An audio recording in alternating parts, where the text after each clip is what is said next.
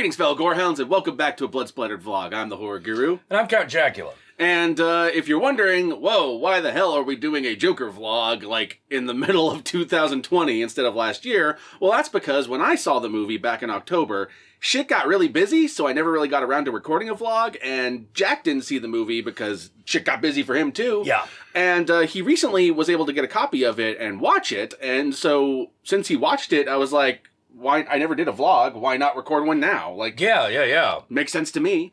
So that's why we're talking about Joker in 2020 after the Oscars. Yeah, after all that Oscar nonsense is Actually, over, I'm kind of glad I can talk about the movie post most of the controversies. Oh, God, yeah. Because now this vlog can not only be me talking about how much I fucking love this movie, which I love, by the way, but also talk about how fucking frustrating all the controversies around this movie were. Oh, completely. Like, I have to say, first of all, like, just having seen the movie, like, thumbs up. Oh, yeah, absolutely. Absolutely. Joker, if you strip all the annoying social media controversies, all the media hoopla around the movie, if you strip that out of the equation, just sit down and watch the movie. This movie is fantastic from start to finish. Yeah, absolutely. If you've ever wanted to see a movie about a comic book supervillain, but done in the style of, like, Martin Scorsese, then this is the movie for you. Yeah. This movie 100% nails that. Hardcore. Yeah, and it's super good. Oh, absolutely. It's really good, and it's Joaquin, right? Joaquin Phoenix. Joaquin Phoenix. Yeah, like, he's amazing in this. Oh, God, yeah. I've seen, during all the controversies that were happening over the course of this movie, I've seen a lot of people downplay Joaquin Phoenix's performance in this. Some people even going as far as to say it's his worst performance. Oh, God, no. I 100% disagree, because I've been following Joaquin since back in the 90s when he did Gladiator. Yeah, I was about to say, it ain't him in Gladiator. What are you talking about? And the thing about Gladiator is that that's a solid performance, but it's nowhere near the level of performances he would give as his career would go on. Yeah, you probably even forgot that he was Commodus. Oh, absolutely. You know? So, like, knowing that, like, his low bar is something like Gladiator, this is above even that. So, like... this is way above that, you know? I put this more on par with his performances like The Master or, like, any of his mid-career movies he started making in the mid-2000s when he really started going, like, with these weird performances that were, like, off-kilter and, like, obviously, to some extent, him going a little, method to a certain extent.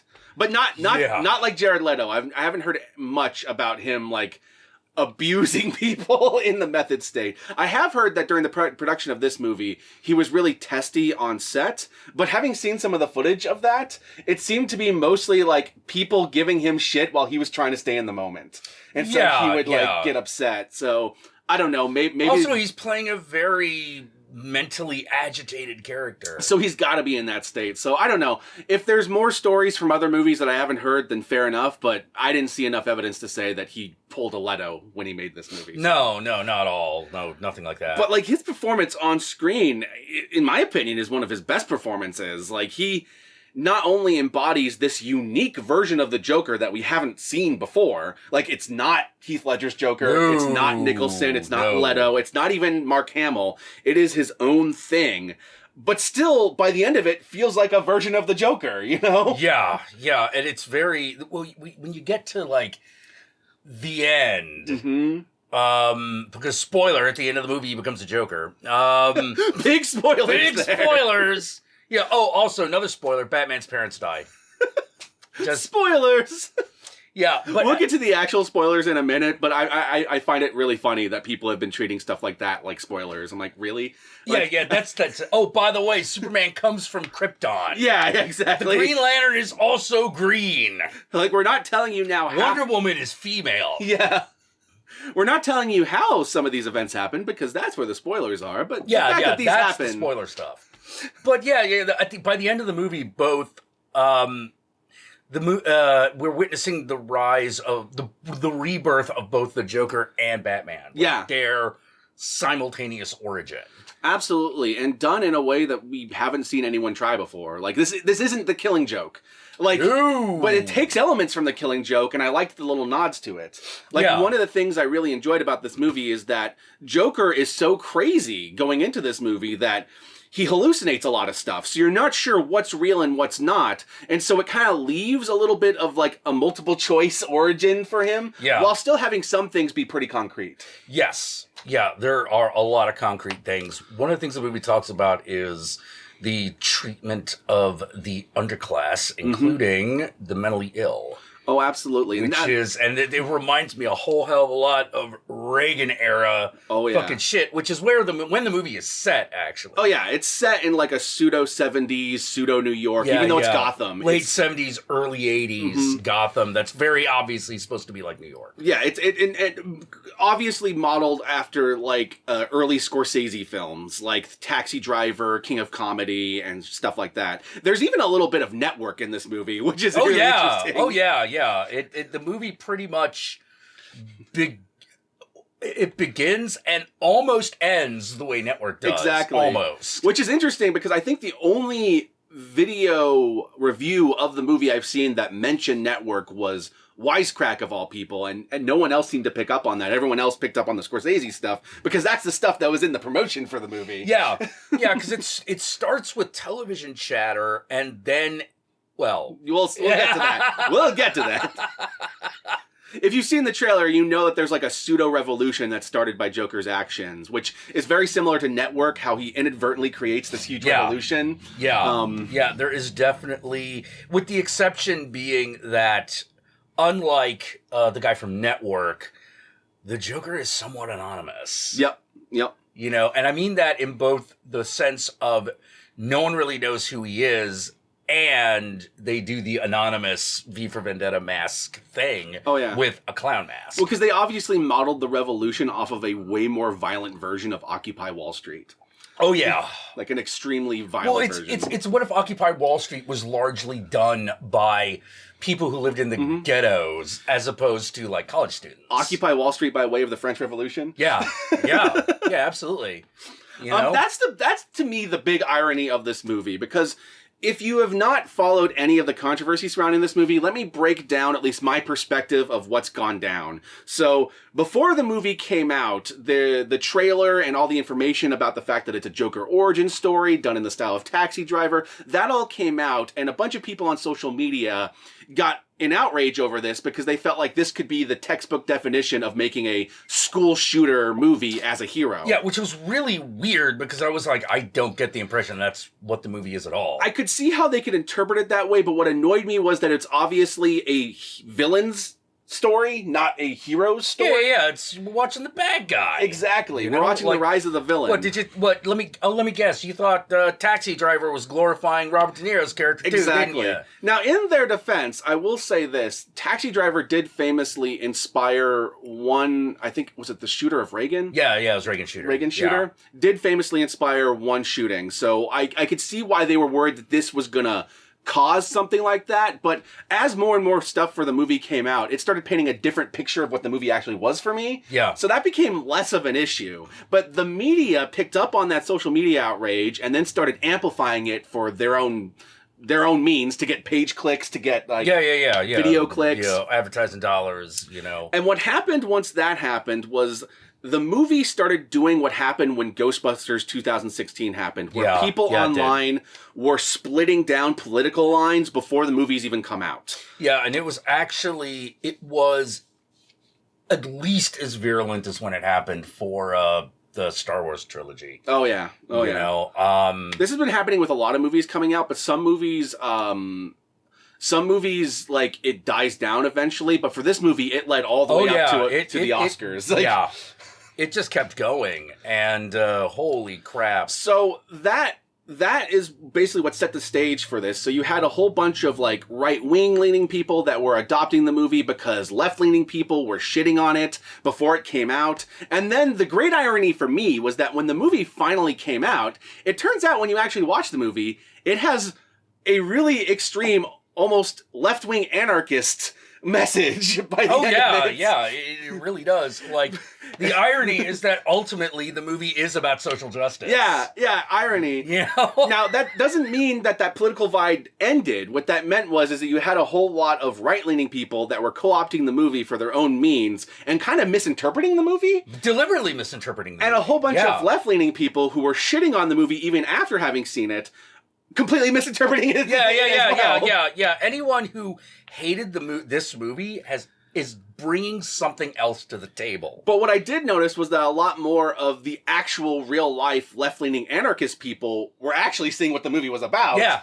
And were arguing with some of their center-left people that were misinterpreting the movie. Well, and so now you had a third fucking faction that were formed when the movie finally came out. Yeah, because like at the end of the day, they fucking tell you what the whole fucking inspiration of the movie is. It's eat the rich. Yep. You know? Yep. And we'll get to when we get to the spoilers, I'll talk about the scene that just basically tells you outright what the movie's about. Oh my god, yeah. Which makes it even more hilarious that the movie is so misinterpreted because they just flat out say it. But whatever. Yeah.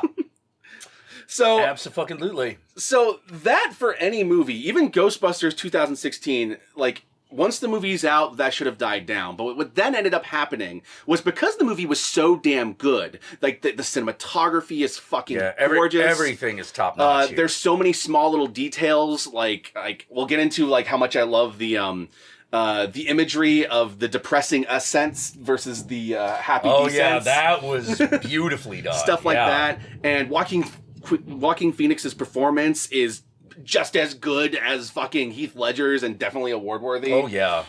Well, it's like when you watch the movie and you're like, this got nominated for 8 Oscars, you're sort of like, yeah, that's actually about right. Yeah. You know, this led into a new controversy surrounding the movie, and that controversy leading into the controversy that usually surrounds the Oscars, and that's white people and men obviously being dominating the Oscars, which is a real issue. But the problem is, it's hard to make an argument that this movie doesn't deserve the recognition it's getting. It is. How to put it? I feel like Parasite still deserves what it got. Let me say this leads into like the final controversy that recently happened. All right, so oh my god. So we have that whole controversy because here's the thing. I fully agree that movies like Joker, we don't make movies like that about minority groups very often. No. The closest I can think of is a movie like May, which is very much a Joker-like movie of watching one character slowly descend in a Taxi Driver-like fashion, but that one was still about a white girl. Yeah, but it was a girl versus a guy, so that's the closest I can think of. Like actually you mentioned it. Yeah, May by Lucky McGee actually is kind of. Yeah, well, it's very similar in structure and tone. There's a whole subgenre of movies like Joker. There is the original, obviously, is Taxi Driver. That's what we tend to look to. Mm-hmm. But then we also have Maniac. We have Henry Portrait of a Serial Killer. We have the Maniac remake. We have Super, which was made by James Gunn. Which was like the superhero version of it. There was Observe and Report with Seth Rogen. All these are very similar movies. They all tackle very different issues, or some don't even tackle issues, but are more just about watching this weird character. Yeah. But they're all similarly structured movies in that they're about characters and their slow descent. And character studies. Into madness. So this type of movie isn't unique, but people were correct in that we don't make movies about that, about brown people, about Asian people. We don't generally make that movie. Yeah, because unless you go to Asian cinema, then if you go to Asian cinema, you see it. Like, I Saw the Devil. Oh yeah, there's a little bit of that in there. There's a little bit of that. And that one's a really unique one too, because that one you're watching two different people. Yeah, you're watching two descents. Yeah, you know, it's kind of amazing that way. Even Itchy the Killer has a little bit of that. Oh, that's a good point. Yes, Itchy the Killer as well. But unless you go to Asian cinema, you generally don't see movies like that. So I agree that A, we don't see many movies like this about minorities, and B, if we do get movies like that, they generally don't win awards. Yeah, there's definitely... Well, like, we also have, like, the problem of right out of the gate, you're like, what, are you saying we're always the villain? Like, you know, like, the reason Asian cinema gets away with it is that in the countries in which it happens, well, like, 97% of everyone is a single ethnic group, so... well, whatever. The thing about Asian cinema is that when racism does come up in it, like a lot of Westerners don't pick up on it as much because it's usually like racism between like for example, The Wailing talks about racism between Korean and Japanese people. Yeah, it does. You know, like occasionally they will talk about it, but Americans don't pick up on it as much because to Americans, they're all Asian, so... Yeah. Like, if there's a whole subtext in The Wailing where there is this kind of, are Japanese people inherently evil? What if they are? You know, like, there's kind of that shit. The fact that the sorcerer, the Taoist sorcerer, who I'm like, no, this guy's obviously supposed to be fucking Chinese. Oh, yeah. Is just this really convincing shyster. I'm like, okay. They're talking about, The Wailing is really about that director holding up the mirror of racism on Korean society itself. Oh, yeah. It's very obviously. Well, also once you notice it, you see it very clearly. Well, also being a fantastic fucking horror movie. Oh, yeah. If you have not seen The Wailing, I highly recommend it. Yeah. Since really we're good. currently in the post-Parasite winning the Oscars buzz, that like I'm going to promote as many Korean films as possible because I love Korean cinema. So... while I do agree that we don't do that, we don't make movies like that often, and I would love for us to greenlight more movies like that. Don't mistake that for meaning that Joker does not deserve rewards or is not fantastic, because it is. Yeah, and we're not even, this is nowhere close to like, you know, Birth of a Nation kind of stuff. No. Nowhere close. Now, I will say that the one criticism I've heard people have on almost all sides of the fence, except for the right-wing fence, about the movie is that it doesn't necessarily address the cross-section of race and class very well. It's good in terms that there's a lot of black people in the movie, but they don't necessarily address like the particular issues of the black person in that kind of class. Right, because we're already like talking about the Joker. I have two thoughts on that. My first thought is, yes, it doesn't. My second thought on that is I don't expect Todd Phillips to necessarily be the person to tell that story.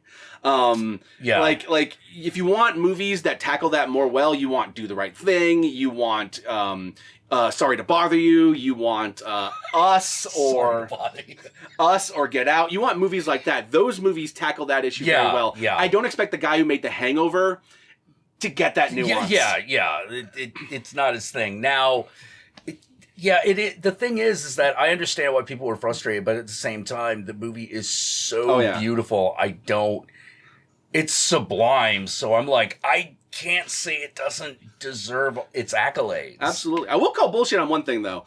If you're telling people that's your problem with Joker, but then promoting Parasite, I'd like to point out that Parasite doesn't tackle that as well. No, it doesn't. Because it's a Korean film talking directly about Korean people, it doesn't tackle like a cross-section of race because it's not about American class. Yeah. So...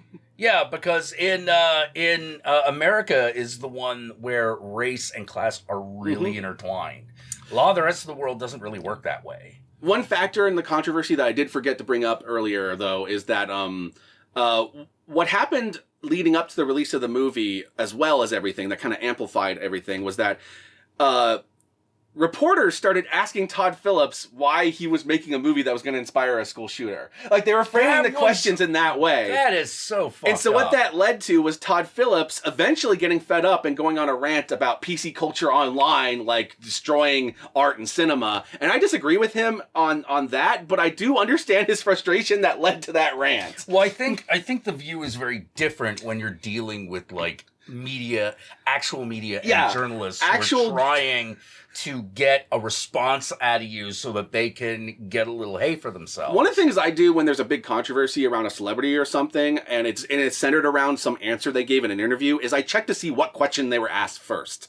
Because if the question they were asked is deliberately trying to provoke the person, then I have a little bit more sympathy for them. Yeah. Well, like, the problem, how to put it, the biggest problem with the whole, like, PC culture debate is this, which is everybody is claiming that it only comes from one side of the political fence, whichever side is them.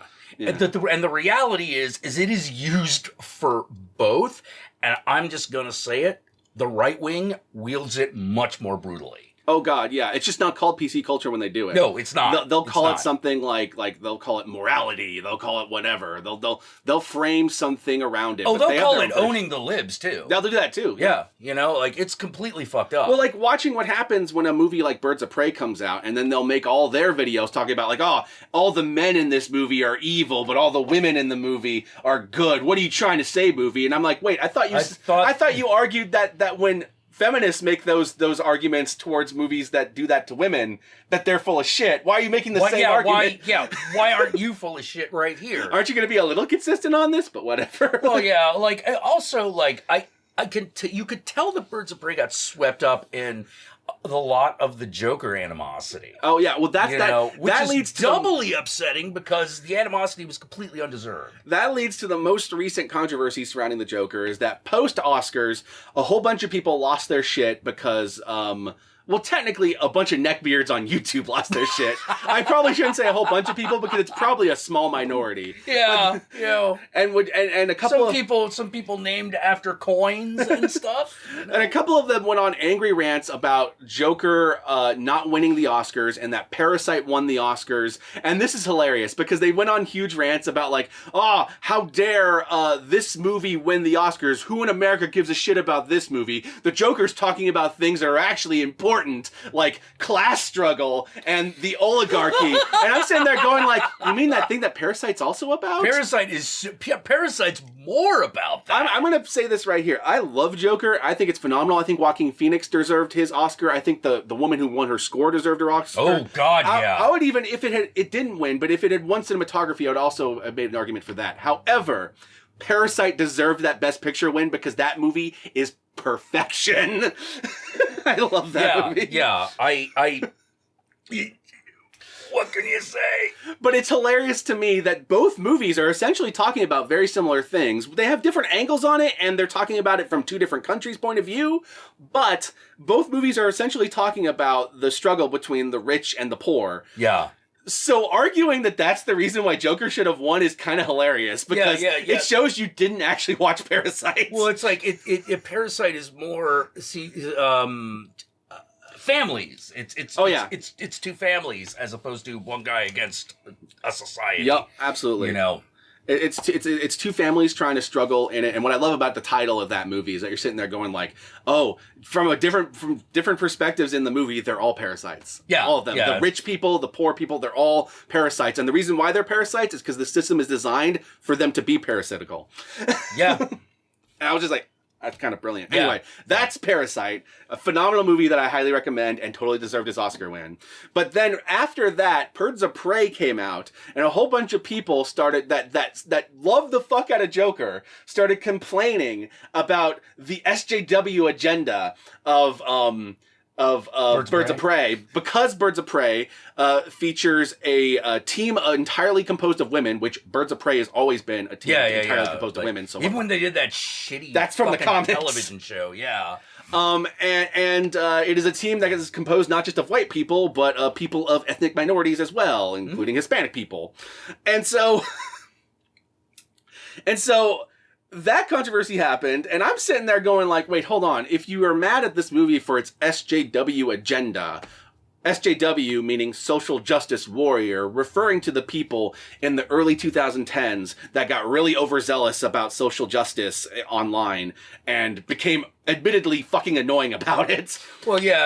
I think a fairer way is like people who thought the keyboard warrior, like getting into arguments on Twitter was the same thing as actually doing something. What it was in retrospect was a whole lot of really young people that were just learning a lot of these concepts for the first time and becoming like absolute devotees before kind of learning a lot of the nuances of a lot of the issues. Yeah. But what and what's hilarious about that to me is that social justice by definition is social justice. It is getting justice for the society that is broken, and for the people that don't normally get justice. So Joker is literally a social justice warrior. Yeah. In this movie.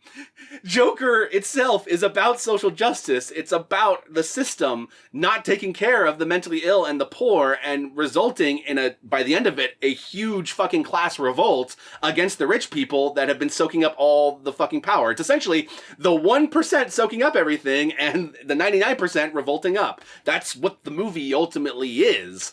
So if you don't like Birds of Prey because SJW agenda, but you like Joker, I hate to tell you, you do like SJW agenda. You just don't like women and minorities getting fucking represented. That's what your real problem is at that point. Wow. Shots fired. Controversy. Now, that being said, between the two movies, personally, I think Joker's a better movie, but Birds of Prey is not trying to be the Joker. It's way more of a fun romp, so... Yeah. I got the feeling it was trying... It seems weird to be comparing a movie that seems to have modeled itself after Tank Girl. It's such an apples and oranges comparison. Yeah. You know? It's like, what's the fucking better movie? Taxi Driver or Kiss Kiss Bang Bang? I'm like, those are two different movies. Like, it's way too different. Those are so different. I don't know how to compare them. It's like, because we could only ever like one kind of story. Exactly. You know, like... But anyway, that just revitalized the controversy, and I'm sure when Black Widow comes out, we're gonna have a whole nother version of this controversy. Oh yeah. Or when Wonder Woman comes out later in the year, so that's gonna be wonderful. Watch Wonder Woman be the one that doesn't get it. So for those of you out there that wanted me to talk about the controversy surrounding this movie and how it happened, my perspective on it, and my thoughts on that. I think we've been pretty thorough here. You're welcome. I think we've been pretty thorough here. So let's now transition a little bit more, still not to the spoilers, but transition a little bit more into what makes this movie so goddamn good. It's a movie in which you can tell every frame was designed with an intention. Oh God, yeah. Every single frame. Absolutely. It's like the old Kubrick saying, every frame a painting. This movie is trying to tell a story using every part of the buffalo. Yeah. They're trying to do everything to get this story told, to tell it.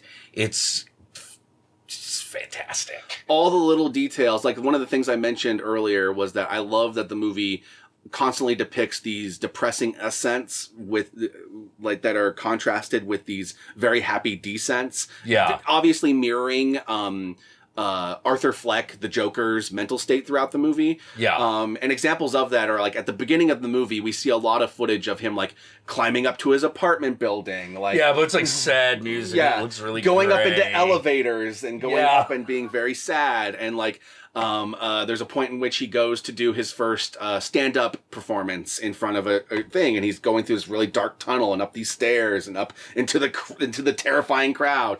There's all these really depressing and scary and anxiety-inducing ascents, especially in the first half of this movie. But as the movie starts to transition to him becoming more Joker-like and starting to embrace that side of him, we start seeing him dancing down steps and the point in which he is leaving his work that one time, and he crosses out the remember to smile or please remember to smile or don't forget to smile, and he crosses out the forget and it just says don't smile and then starts skipping down the stairs.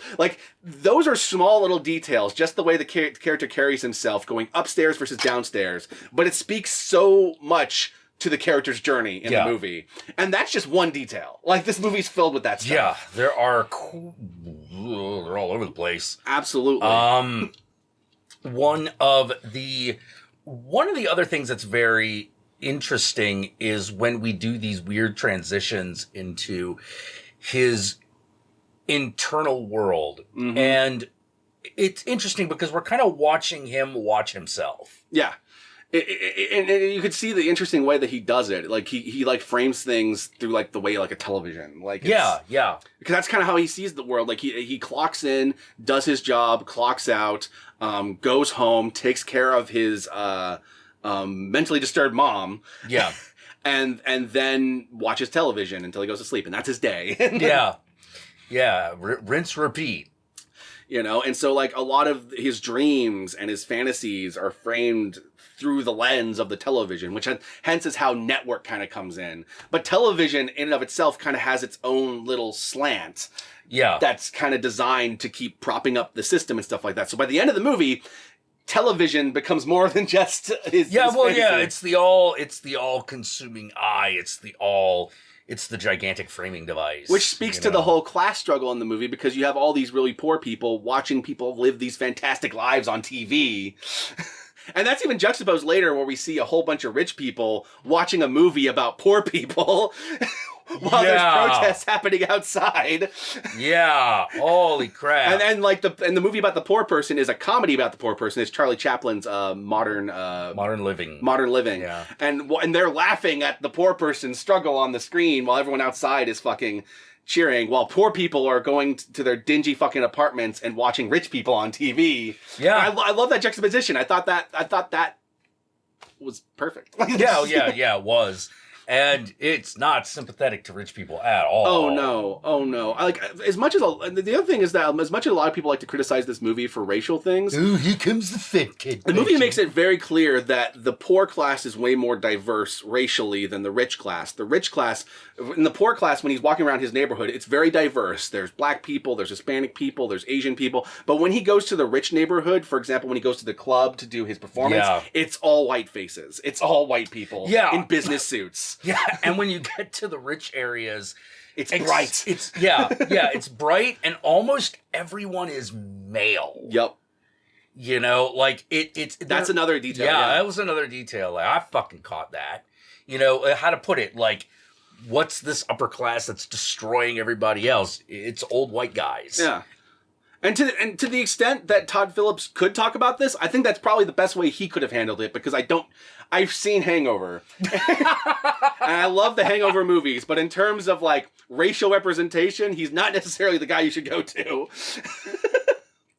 But, like, in terms of, like, him actually talking about it, I thought that was the best way for him to handle it without sticking his foot in his mouth. It was a good, simple way of doing it. Yep. You know, it was a good detail. And I also love, like, from a cinematography point of view, watching Joker's world go from this dark, depressing world that's just filled with like it's like the beginning of The Matrix, where it's all like everything's like really sickly green and stuff like that. And then as the movie goes on and he starts to embrace more and more of the Joker persona, the world becomes much more colorful, a lot more as the vibrant. World gets more violent around the Joker, it gets brighter. Now, I do want to talk about one side controversy surrounding this movie, because I kind of disagree with it. There's a lot of people who interpreted this movie as, like, perpetuating the trope that mentally ill people are better off if they don't take their pills and stuff like that. But no. What? It's important to note that this is, I don't consider Joker a drama. Joker to me is a horror story. Joker is a horror story, and it's about a guy descending into villainy and becoming an agent of chaos because society has given him no other options. That's essentially what the movie is about. I don't consider that a good thing. I consider it a warning. It's a cautionary tale. So him losing access to his medication, which is what happens over the course of the story, they defund the program that is funding his medication and his mental health. And so him losing access to that is what leads to this descent that leads to the violent revolution that gets a whole bunch of people killed. That's Well, that's not a good thing. For him personally, he sees it as an ascent in his mind. But for us as the outside observer, it's categorically a bad thing. Well, at the end of the day, like the other thing that's going on at the end of the day is he's got no way back. At no point can he reverse course. Yep. You know, because every time he attempts to reverse course, society gets in his way. Like, to me, a character being sympathetic is different from them necessarily being the good guy. Oh yeah, it's way different. Like, I was super sympathetic to the villain of Black Panther, but he was still a bad guy. Yeah.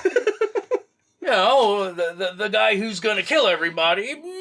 And it's important to note that in the larger context of Batman, we know that after this, the antidote to him is gonna happen. So yeah, because that's one of the things that the movie ends on is Batman's parents get killed. And that's not really a spoiler. You knew it was going to happen. Yeah.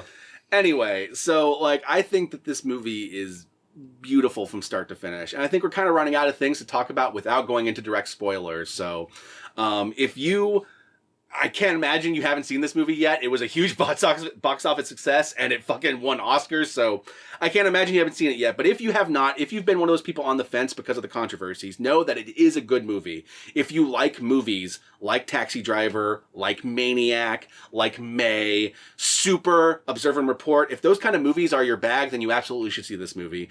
If you like the Joker as a character, you like The Killing Joke, you like any of the stories with him as a villain, then this movie is definitely one you should see because it's all about the Joker. If you're a DC comic book fan and you're a super purist, then you might have problems with the movie because it definitely plays fast and loose with Batman canon, but I was okay with all the stuff it did. Whoa. Especially since we're not even sure how much of it was in his head. Yeah. And if you're really, like, super anal about, like, Batman canon, you probably hate every Batman movie that's ever been made. One thing I did like about this movie is that it presents Thomas Wayne as a complete and utter asshole, which is not the common interpretation of him. He's usually presented, like for example, in the Nolan Batman movies and even in the Batman animated series as kind of this pariah. Not pariah, but like the saintly guy martyr, who was savior, good that Batman can't possibly live up to. Yeah, well, the thing I liked about that is it paints Batman's version of his dad in as much doubt as anything you see from the Joker's perspective. Absolutely. And I kind of liked that. I liked that reinterpretation of Thomas Wayne personally. Oh, yeah. Because I think that I kind of want to see a version of Batman now that has that interpretation, because I would love to see an interpretation of Batman where he's Bruce Wayne and he's kind of seen as a disappointment to his father's legacy by the outside world, but in reality his father was an awful person. Yeah. And I think that would be a very interesting dynamic for a Batman movie. We'll see what they do with the Robert Pattinson one, but we'll see. Yeah. But I like that interpretation. But if you're really anal about that kind of stuff, then you're probably going to have problems with it. Same thing with Birds of Prey. Like, if you're really anal about comic book continuity, this movie is doing its own thing. So, I do like one thing. One thing I do want to say is that in contrast to The Killing Joke is all presented as Joker had one bad day, but it's a multiple choice thing, so maybe that happened or not. This movie is more like if he only had one good day, like a really good day. Then maybe things would have been okay. Yeah, like this is not one bad day. This is a series of never-ending bad days. Even the days that he thinks are good eventually have something bad in them, and it's one of those, like, if he just had one good day. Like, yeah. And I kind of like that twist on the Joker origin. And so with that said, do you have any last thoughts before we get into the spoilers? Nope, I think that's it. All right, then let us move on to the spoilers. Okay, so one of the things I really liked about the story and is totally can't talk about it without getting into spoilers is the whole Joker might be the son of Thomas Wayne. Yeah, absolutely. My experience when I first saw this movie was when that first starts happening and they start hinting at that. I was just like, I'm not sure how I feel about that. Like, my own inner Batman purist started coming in where I'm just I don't know how I feel about making him Batman's brother. But then as the story went on, and I saw the way they were doing Thomas Wayne, and I also saw that they're also playing with whether or not anything Joker's experiencing is real. Yeah. I started to like it a lot more because it kind of feeds more into Joker's delusions. And I especially like that they eventually kind of reveal that that might not even be true. His mom is just as crazy as he is.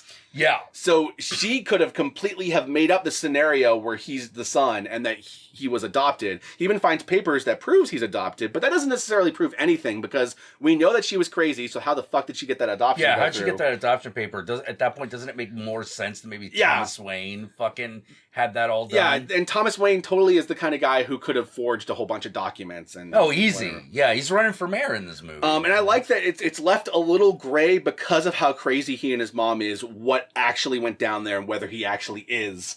Yeah, and Thomas Wayne is framed as such a fucking out-of-touch liar that you can't trust anything he says either. And this is the point in the movie where however you interpret that whole dynamic is definitely personal to you because it's so ambiguous. Like, for me personally, I kind of read it as, okay, he's probably not Thomas's son, but I'm pretty sure Thomas totally raped his mom. Oh yeah, well, I'm pretty sure that, especially when they go into the amount of abuse that he and that Joker and his mom had on her previous boyfriend. So yeah, obviously she's someone she's been in that situation. Yeah, before. well, like Penny Fleck and Thomas Wayne obviously had some sort of a thing at some point, because like at one point, like the Joker's looking at an old picture of his mom, and it has like a note from Thomas Wayne written on the back, and he's like,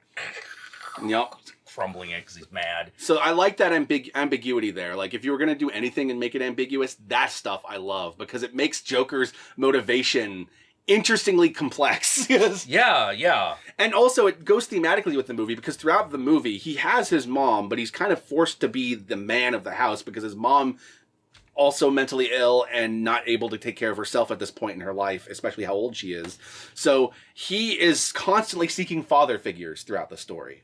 So like he first shows it when he has this hallucination of Murray, the talk show host. Yeah, played by Robert De Niro. Yeah, which is a nice nod to Taxi Driver and King of Comedy. And like Robert De Niro in that fantasy is Murray in that fantasy is giving him like a fatherly pep talk. Yeah. And so like you have that, and then you have later he starts to see Thomas Wayne as a potential father figure. He even starts seeing people at his work in that way, but every single father figure that presents itself disappoints him. It turns into a complete piece of shit. Yep. You know, like it oh my God. And then the last straw in his mind by the end of it is finding out that his mother might not have also been a good figure. Yeah. He has this kind of rosy picture of her in his mind, his kind of Madonna whore thing. He has a little bit of a Madonna whore thing. And once she's kind of revealed to be problematic, then his entire world just kind of crumbles, because the one thing he had was his mom was perfect, right? Yeah. Now he doesn't even have that. And the one scene that was really freaky, where you find yourself going, I don't know if he killed her or not. Oh God, yeah. Another ambiguous moment. Yeah, another ambiguous moment is so Arthur has this love interest who's this woman who lives in his apartment building who has a daughter. And there's a scene right when he's at the apex of losing his goddamn mind. He goes to her apartment, essentially seeking like comfort. Yeah, seeking comfort. She tells him to leave, but the way he leaves makes you go, did he just kill both of them? What I also love about this moment is that it reveals that his entire relationship with her was in his head. He completely hallucinated their entire romantic relationship. And that all the scenes earlier in the movie in which she came over and they went out on a date and she was there with him when the mom ended up in the hospital because of medication. Yeah. Because again, if medications are all being cut, that includes hers. It shows us the other version of that where she was not there. He was talking to himself in the hallway. He was doing whatever. So all those people that were like thinking that this was going to be a story about like a guy who obsesses over a woman and then goes crazy on a shooting spree because he rejects her. That's not the story. No. He completely imagines a fucking relationship with her. Yeah. And not even that could be considered the impetus for whatever. No, it's not the impetus. There is it is a series of unfortunate events. Yeah. It's a bad thing it's a thing that sucks. But what I like about that moment is that's the moment where he realized even the good parts of his last week and month didn't happen. Yeah. They were all figments of his own head, which just leads him further down the path of like, well, my hallucination and crazy is better than the real world. You know, the story is essentially like in a world this crazy, how can you be anything else? Yeah. Oh man. And I love that because that's one of the scenes that feels like a horror movie, because you're just like, oh my God, did he just kill her? What about the kid? What just happened? Did he just leave the apartment or are they dead? And it's left ambiguous, and that just kind of hangs on you. Yeah, it's ambiguous because soon after that he just sort of that's after that we're sort of with him most of the time. And that's when he starts doing things like preparing, because he gets called. Murray ends up. Someone sends a recording of his stand-up performance to Murray, and they show it on the Murray show, mocking him, like shitting on him for his terrible stand-up or whatever. And then they call him to invite him on the show, presumably so they can mock him more in person. Yeah. So after this, he starts preparing to go on to that show, and this is when he starts doing things like dyeing his hair and doing all that. Yep. And now, mind you, before this, a whole lot of bad things have happened. He got fired from his job because he brought a gun to a hospital where he was playing for sick kids, like cancer patient kids. And the reason why he had the gun was because earlier in the movie he got beat up by a bunch of kids doing a clown holding a sign for a business fucking thing. Yeah. And one of his coworkers handed him a gun and is just like, "Oh, they're all animals, and I'm going to give you this gun." And this actually leads into one of the things I actually like about the movie is there's these small moments of like class solidarity throughout the movie. Oh yeah. Like when the guy's like, "Oh, they were animals," and he was, and it's obvious that the guy says that because they were ethnic kids, black kids and Hispanic kids. And Joker is just like, "No, they were just kids." But then the guy hands him a gun and is like, "For next time." And so he keeps the gun on him. But then, of course, the gun fucking falls out of his pants when he's dancing for kids at the fucking... Yep. At the fucking hospital. And then in terms of moments of class solidarity, later on, there's a point in which he's talking with his social worker, and his social worker has to inform him that they shut down the program. He's no longer have access to his meds, no longer access to her, and she's pretty much fired and lost her job. And she gives this great like moment of just like, they don't give a shit about people like you. They don't give a shit about people like me. And I love those moments of like acknowledgement. And there's also another one later on when he's going to try to get the medical records for his mom from the hospital she stayed in before he was born, or before he was adopted, whichever interpretation you have. And the guy at the counter finds the records and starts like reading it, but he can't give it to him because he can't legally do it. Yeah. But then he like realizes that like it's basically documents confirming that he was fucking abused by the mom's boyfriends, and that the mom didn't really do anything about it. And so he like chooses to not like tell him about it. And I love that moment because the guy like obviously cares about him. And it's just like, "No, you don't need to know this. Like this is whatever." And so I just love those small little moments. There's small moments where people are nice to him, but it's not ever the rich people. Oh no, never. Yeah. And it's also rarely ever a white male. So yeah. Well, so one of the things that very few people talk about is, so there's this revolution that happens in the story. Yep. So what causes it? Oh, yeah. Okay. So basically what causes it is that after Arthur's been fired and he's on the subway, a group of 3 drunk white guys get on the subway and start harassing people. And they're obviously of the upper class. They're all wearing suits. They look like they just came from their law firm or something. Yeah. Yeah. They start beating up Arthur and he just shoots them all. Yep. And they start beating up on him because his nervous laughter, because he has an actual neurological condition in which convulsive laughter can happen, like where you do not have control. Yeah, it's like a former Tourette syndrome, you know. Usually caused by brain injuries, which becomes a plot point, by the way. Yes, he actually did sustain brain injuries from his mom's former boyfriend. Yep. And for him in the story, it tends to come out whenever he's nervous. So it's like the exact wrong moment for him to be laughing. And every time it happens, it always offends the person that's there because what's so funny, motherfucker? And I also like that from a meta perspective, it's like the Joker trying to come out of him. Yeah. Trying to climb out of him. Like, yeah. But I love it because the laughter is so uncomfortable and painful for him. You can feel the pain on him. And it's not until he embraces the laughter that it starts becoming a good thing. Like it's... Yeah. But it's still creepy when it happens. So they're initially trying to harass this one woman on the thing. And then the Joker starts laughing, so they turn their attention to him. And then the woman leaves because now they're turning their attention to him. And this leads to him shooting them. And so it becomes a story the next day that someone dressed like a clown shot 3 yuppies in the train. And this starts to cause a cultural revolution in the fucking city. Like a full-on proletariat revolt. Yeah. Because the rich people show sympathy for the rich guys and come on TV calling everyone else clowns. Yeah. It's like, oh, it's a perfect metaphor. They're all clowns. Like anyone below us, essentially. Yeah. And he tries to do it in like politician speak, but like everyone knows what it means. It's very clear. And so because they're all angry, a lot of people take the clown as Yeah, it becomes like totem. V for Vendetta. Yeah, it becomes Except V for Vendetta. unlike V, Joker never intended to start a revolution. He never even intended to be a leader, and in fact, he shouldn't be. Yeah. So it's a much more horrifying version of V. Yeah. And by the end of the movie, like, Arthur becomes the Joker because all of a sudden, all of this is funny. Yep. You know, it's funny. It's funny that someone's parents got shot for no goddamn reason. Oh, God, that's such a great moment. I'm just thinking of a funny joke. You want to tell it to me? You wouldn't get it. Get it. Yeah. Oh. Right before he fucking murders her. Oh that one is not ambiguous. God. He starts walking out of that room with bloody footprints. You're like, oh. And then and then they kind of, they make an allusion to the Charlie Chaplin film.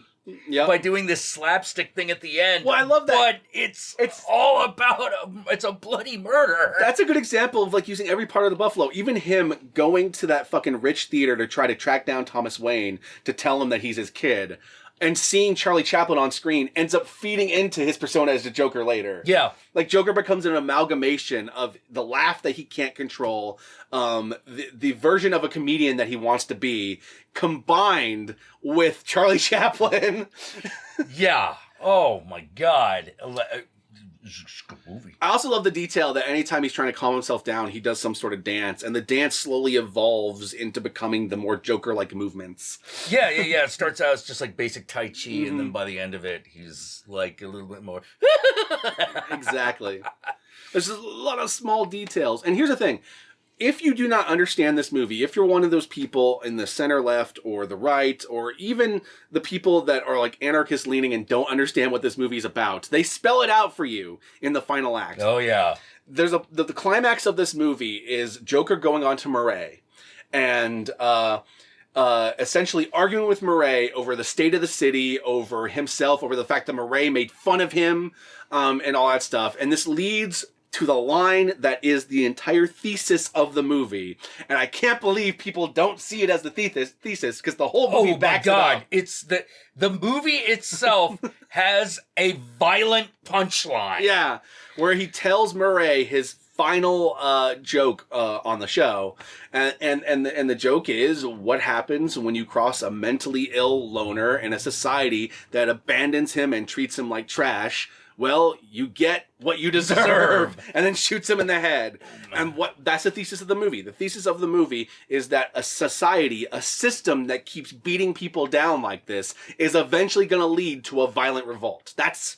Yeah, right there. That's the thesis of the movie. Bam. Right there. Yeah. It is a leftist thesis, by the way. Yeah, and for people who are going to complain and saying, like, yeah, but the Joker is an awful person, I was like, a good person doesn't have to be the one to cause a revolution. Yep. You know, like, that's not how, it doesn't necessarily go that way. And the thing is, it's not saying that a revolution is a bad thing, but it is saying is that if you keep perpetuating the system, you might get the violent revolution you don't want. Yeah. You know? You might get the Joker revolution if you don't change course and fix the system soon. Like, that's Yeah. The whole thesis of the movie. Because all the people who can help you prop it up are now the people who are against you. Yep. You know, like, and that's the everybody. Which is the great fucking irony about a lot of the controversies surrounding this movie, is that a lot of the people that are promoting the movie and propping it up and standing the shit out of it, it's contrary to their beliefs. Oh, yeah. And a lot of the people that are shitting on the movie and tearing it apart, it actually more aligns with them. Yeah. And thus, the joke of the Joker. Which is the ultimate punchline. Yeah, it's the ultimate punchline. Society not getting the damn movie. Even the people that like it. Oh my God.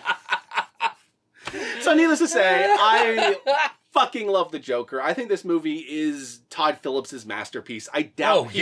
I love Todd Phillips' movies. I like The Hangover. I've seen a bunch of them. But I don't see him making a movie of this caliber anytime soon. But if he does, I'll be there. Oh, yeah. Yeah. This is one of the greatest performances Joaquin Phoenix has ever given.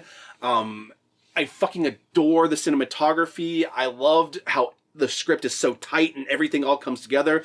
It's taking something that comes from a comic book origin, and I don't want to say elevating it, because the comic books are pretty damn good in themselves, but elevating it to a state that most people argue a comic book cannot be. Yeah, how to put it? It's like The Dark Knight Returns in that way. It's like Watchmen in that way. Or even The Killing Joke. Or The Killing Joke in that way, because it's the movie version of the graphic novel. Yeah. Yeah. And the thing that it does was it grounds the movie. The movie is grounded both moralistically and realistically. Mm-hmm. Like, I also think it's super relevant right now. Oh, it's extremely relevant. Like, I like the Nolan movies. Okay, I like the first two.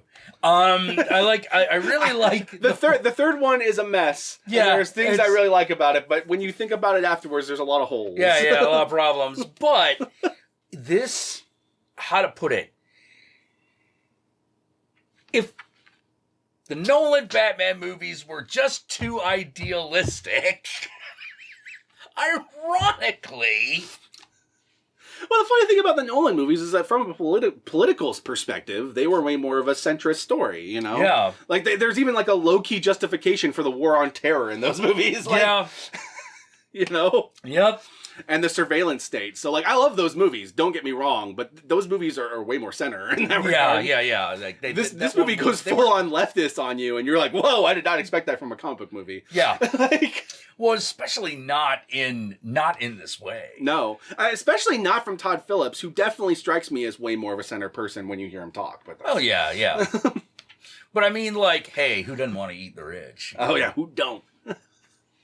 So yeah, oh man, what more to say except, like, if you haven't seen The Joker yet, check it out. If you've waited for the controversy to die down beforehand, I cannot blame you. It was really hard, having seen the movie, dealing with the controversy and dealing with all the misinterpretations and dealing with all the blatant, like, unfair criticism of the movie, as well as dealing with some of the people praising it for the wrong reasons. Like, yeah, you know, it's got like that Fight Club effect, where the Fight Club is about something, but there's a whole lot of people who just watch it because, oh, it's men beating each other up, and that's manly. Not understanding that the movie is a complete takedown of masculinity of that type. Yeah, it absolutely is. I mean,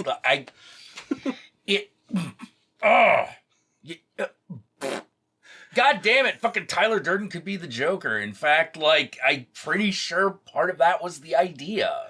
Now, I know a whole bunch of you out there are going to completely disagree with our take on this movie because it's a super controversial movie. So feel free to comment down below and to increase the interaction on this video so that it gets promoted more because, yeah. Yeah, because controversy creates engagement. And we don't necessarily have to read it. No, we don't necessarily have to. I tend to read the comments.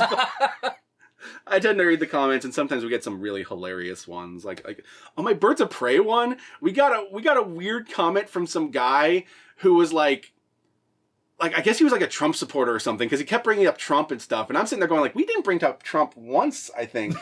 If we did, it was probably in relation to Black Mass, because Ewan McGregor said that he had based his performance somewhat on Trump, but I don't remember. But there was a guy who was like talking about like, oh, Hitler was a socialist. I just want to point this out. Just one bit of political commentary from the horror guru here.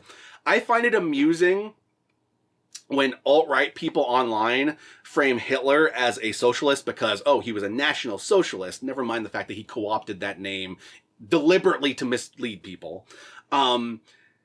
I love that they frame him as some evil socialist anytime they want a socialist boogeyman. So like, oh, if you're promoting any sort of social safety net, oh, Hitler was a socialist, didn't you know? But I also love that the most famous American socialist is FDR, the guy who defeated Hitler, who is also presented as a boogeyman. Yeah. And I'm just like, wait, so both sides of that conflict were socialists? Then wait. So what are we doing here? So even if I believe that both of them were categorically socialist by your definition, shouldn't that mean in the nuance that socialism is about the person who does it, not is good or bad depending upon how you do it, not necessarily? Yeah, not necessarily in and of itself. In and of itself. Now, personally, Hitler was socialist in name only, but that's... But yeah, that's... Yeah. I mean... Okay, he was socialist in name only. It was socialism for white people that fit the master race. Yeah. Which is very different. Absolute fascism for everybody else. Yes.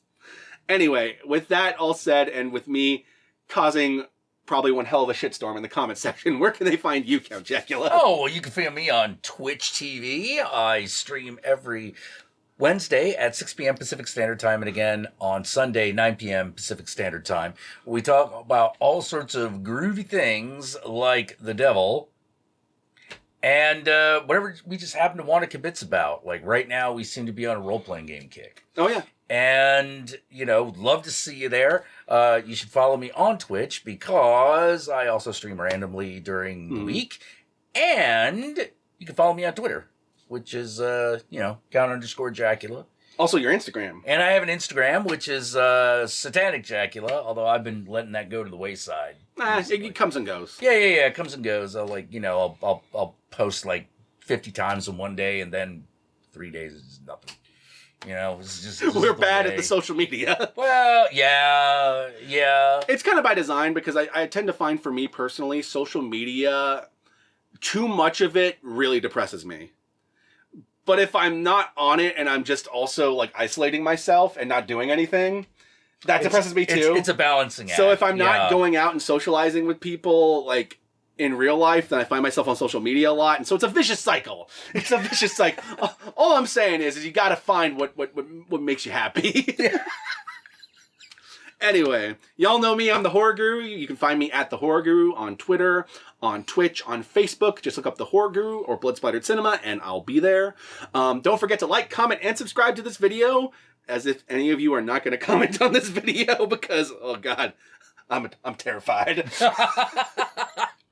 And be sure to ring that notification bell so that you're notified of my videos immediately upon their upload. And if you want to help this channel more directly, then be sure to check out my Patreon page. And remember, if you decide to go the Patreon route, even $1 a month can go a long way.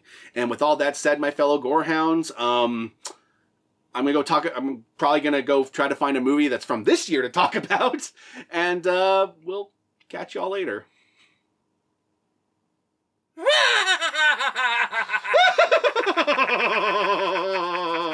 It worked. They're revolting in the comment section. Death to the bourgeoisie.